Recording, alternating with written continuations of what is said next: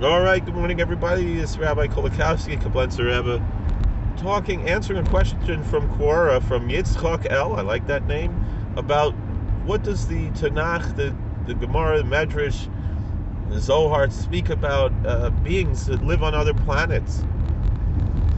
And I made a separate video discussing the general idea that's very common throughout our literature about angels and demons. I don't only really scratch the surface of that, really speaking more about demons. Watch that video also, please. But in this video, we're going to discuss the question of specifically extraterrestrial biological entities. If you're not subscribed and you're interested in this type of questions, please hit that subscribe button, hit the bell button, put on the notifications, put some comments, and I'll make more videos based on the comments.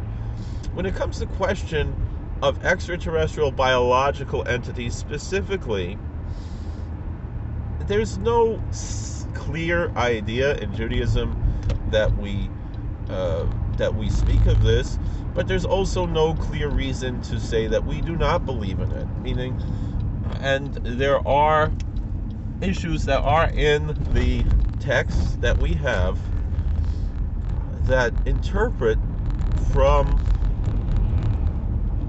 the Bible and the Talmud and other sources that would indicate that such beings exist. Two sources that contemporary or later recent sources that I would recommend to look at on this question, probably the classical one in English, would be Rabbi Aryeh Kaplan has an essay on this, which I believe is widely available online.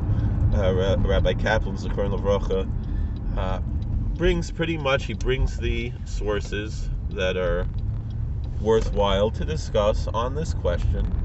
And then a contemporary would be Rabbi Ariel Bar Tzadok, who I mentioned in the previous video, who discusses these issues at length. Rabbi Bar Tzadok often likes to mention that he was taught in the Brisk Yeshiva in Chicago, and Reb Aaron Soloveitchik, who was the brother of Reb Yashaber Soloveitchik from YU, and actually took over in YU after Reb Yashaber was nifter.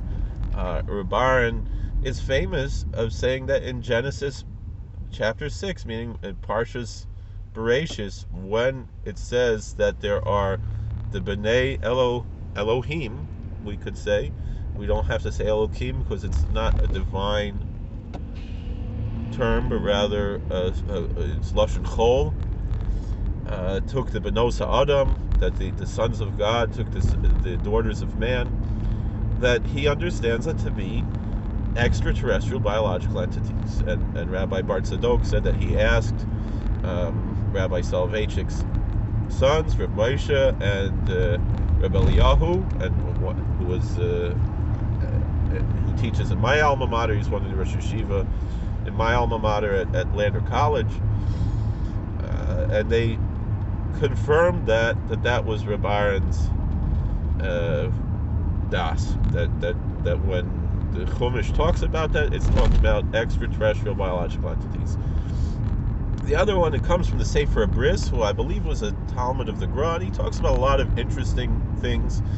It's a big Sefer.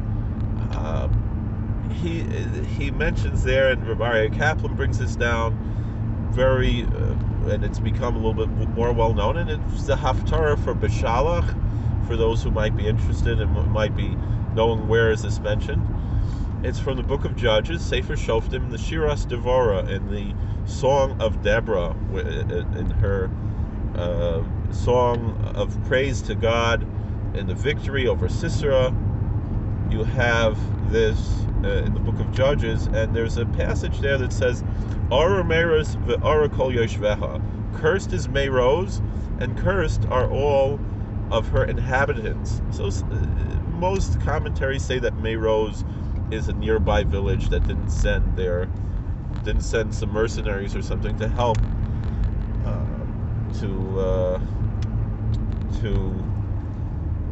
in the war effort.